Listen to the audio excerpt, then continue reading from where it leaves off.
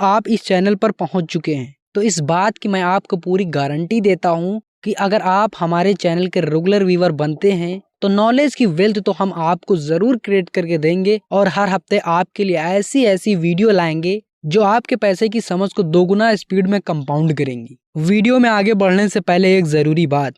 Video के title में आपने देखा become financially free in 3 steps और आपने इस वीडियो पर क्लिक किया। इसका सीधा सा मतलब है आप अपनी लाइफ में फाइनेंशियली फ्री होना चाहते हैं। तो मैं आपको 3 सिंपल स्टेप्स के साथ फाइनेंशियल फ्रीडम अचीव करने का सबसे सटीक तरीका बताऊंगा, इसलिए इस वीडियो को बिल्कुल भी स्किप ना करें और वीडियो को एंड तक जरूर देखें। स्टेप नंबर 1 है सेटिंग गोल्स। यहाँ मैं फाइनेंशियल गोल्स की बात कर रहा हूँ। सबसे पहले आपको ये डिसाइड करना होगा कि आपको फाइनेंशियली इंडिपेंडेंट होने के लिए कितने रुपयों की जरूरत है। ये ऑलमोस्ट इतना होना चाहिए कि जिससे आप उतनी पैसिव इनकम जनरेट कर सके कि आप बिना काम किए आपके जितने एक्सपेंसेस हैं वो आराम से कवर हो सके। थोड़ा डिटेल में समझने के लिए मैं एक रियल लाइफ एग्जांपल लेता हूँ। ग्रांड सेबिटियर, जो कि आज अपनी very famous book financial freedom के लिए जाने जाते हैं, एक समय था जब वो पूरी तरह गरीब थे। 24 साल की उम्र में अपनी जॉब से निकाले जाने के बाद ग्रांट अपने पेरेंट के साथ रहते थे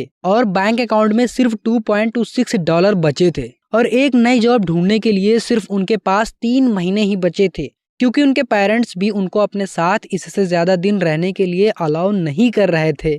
200 से ज्यादा जॉब में अप्लाई करने के बाद भी उन्हें कहीं से कॉल बैक नहीं मिला। फिर एक दिन पूरी तरह टूटने और फ्रस्ट्रेट होने के बाद ग्रांट अपने बैकयार्ड में एक ट्री के नीचे लेटे हुए थे और अपनी बुरी हालत के बारे में सोच रहे थे। उनके बैंक अकाउंट में मुश्किल से 170 रुपए होने के बाद भी उस दिन ग्रांट एक ऐसा गोल सेट करते हैं जो कि प्रैक्टिकली वो गोल कई लोगों के लिए इम्पॉसिबल हो सकता है। ग्रांट डिसाइड करते हैं कि नेक्स्ट 5 सालों में कुछ भी करके फाइनेंशियली फ्री होना चाहते हैं और पूरी जिंदगी ऐसे ही पैसों के लिए काम नहीं करना चाहते। फिर थोड़ी कैलकुलेशन करने के बाद ग्रांट फाइंड आउट करते हैं कि उन्हें फाइनेंशियली फ्री होने के लिए उन्हें $1 मिलियन की जरूरत होगी। आगे 5 सालों के लिए ग्रांट वेरी हार्ड वर्क करके सारी फाइनेंशियल बुक को पढ़ डालते हैं और 5 साल बाद ग्रांट अपने लिए $1 मिलियन जितना अमाउंट कलेक्ट कर लेते हैं और फिर कभी वापस मुड़कर नहीं देखते। तो दोस्तों, इस एग्जाम्पल से आप गोल सेटिंग की पावर को समझ गए होंगे। बढ़ते हैं अगले स्टेप्स की तरफ, जो है save and invest. Financial freedom की अगली सीढ़ी पैसों की बचत करना और उनको सही जगह इन्वेस्ट करना है। आप चाहे पूरी जिंदगी दिन रात घिसते रहें, लेकिन आपने अगर अपने पैसों को सेव और इन्वेस्ट करने की आदत नहीं डाली तो आप हमेशा ही स्ट्रगल करते रहेंगे और आपको फाइनेंशियली फ्री होने के लिए लाखों रुपए की सैलरी लेने की भी जरूरत नहीं है। ऑब्वियसली मोर इज बेटर, लेकिन आप मात्र महीने के कुछ हजार रुपयों को सेव करके भी और उन्हें अच्छी जगह इन्वेस्ट करके, जहां से एटलीस्ट आपको बैंक एफडी से ज्यादा रिटर्न मिल सके, इन द लॉन्ग रन अच्छी खासी वेल्थ क्रिएट कर सकते हैं। मैं इसको थोड़ी सी कैलकुलेशन के साथ समझाने की कोशिश करता हूँ। लेट्स एज्यूम आप महीने की 15 से 20 हजार रुपयों की सैलरी लेते हैं, या अभी आप बेरोजगार हो और आप जल्दी ही एक ऐसी जॉब करने वाले हैं जिसमें आपकी सैलरी 15 से 20 हजार होगी, जो कि आराम से आपको किसी भी फील्ड में मिल सकती है। तो इतनी सैलरी में से आप अपना खर्चा वगैरह निकाल के आप महीने के 5,000 रुपये बचा लेते हैं। पर शर्त यहाँ ये है कि आपकी जैसे जैसे सैलरी में बढ़ोतरी होगी तो आपके अपने खर्चे को नहीं बढ़ाना है, बल्कि इन्वेस्टमेंट अमाउंट को बढ़ाना है। तो मैं मान रहा हूँ कि आने वाले सालों में आपकी सैलरी हाइक होगी 10% से, जिसे भी आप इन्वेस्टमेंट ही करेंगे। तो दोस्तों, अब देखिएगा मैजिक। आपने शुरुआत में इन्वेस्ट किए 5,000 रुपए हर महीने पूरे साल, और हर साल आप इस अमाउंट को 10% के साथ बढ़ाते गए और आपने अनुशासन के साथ ऐसा 20 सालों के लिए किया और इस 20 सालों की इन्वेस्टमेंट में आपको अपनी इन्वेस्टमेंट पर एवरेज रिटर्न्स मिला 15% का।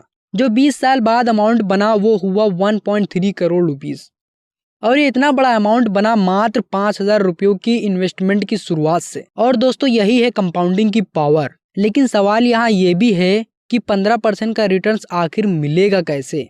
दोस्तों, इस पे भी मैं एक डिटेल्ड वीडियो जल्दी ही मैं लाने वाला हूँ, जिसमें हम डिटेल में सभी इन्वेस्टमेंट इंस्ट्रूमेंट के बारे में जानने वाले हैं। इसीलिए इस चैनल पर कंटिन्यू बने रहें। फिलहाल तब तक के लिए थर्ड स्टेप को जान लेते हैं, जो कि बहुत ही इम्पोर्टेंट है, ना कि बस इन्वेस्टमेंट जर्नी के लिए बल्कि ओवरऑल लाइफ के लिए भी।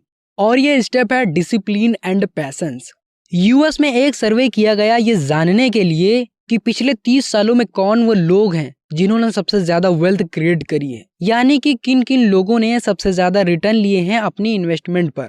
सर्वे का रिजल्ट देखकर खुद सर्वे करने वाली एजेंसी भी हैरान थी, क्योंकि जिन लोगों ने सबसे ज्यादा वेल्थ क्रिएट करी थी उनमें से ज्यादातर लोग इन्वेस्टमेंट करने के बाद मर गए थे। थोड़ा सुनने के बाद आपको ये अजीब लग सकता है, लेकिन सर्वे के द्वारा मैं आपको ये मैसेज देना चाहता हूँ कि जो लोग अपने इन्वेस्टमेंट को लंबे समय तक होल्ड करते हैं वही अच्छी वेल्थ बनाते हैं। जैसे कि सर्वे में बताया गया है कि वो लोग जो इन्वेस्टमेंट करने के बाद मर गए थे उन्होंने ही सबसे अधिक वेल्थ बनाई थी, क्योंकि वही एकमात्र ऐसे इन्वेस्टर थे जिन्होंने अपनी इन्वेस्टमेंट को कभी छेड़ा ही नहीं और इसीलिए वो कंपाउंड होती रही। बहुत सारे लोग हैं जो गोल सेट करते हैं, फिर अपने पैसों को सेव और इन्वेस्ट भी करते हैं, लेकिन जहां वो लैग करते हैं वहां डिसिप्लिन और पैशंस बिगड़ जाता है, क्योंकि आप शुरू में मोटिवेट रहते हैं और सेविंग करने लगते हैं, फिर लेकिन जब आपको कुछ बड़ा चीज नहीं दिखता, जब आपकी इन्वेस्टमेंट आपकी इतनी स्पीड से नहीं बढ़ती, तो आप डिमोटिवेट होके आप अपनी इन्वेस्टमेंट बीच में ही छोड़ देते हैं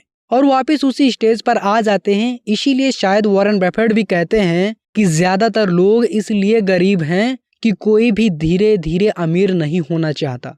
लेकिन दोस्तों आपको ये माइंड में रखना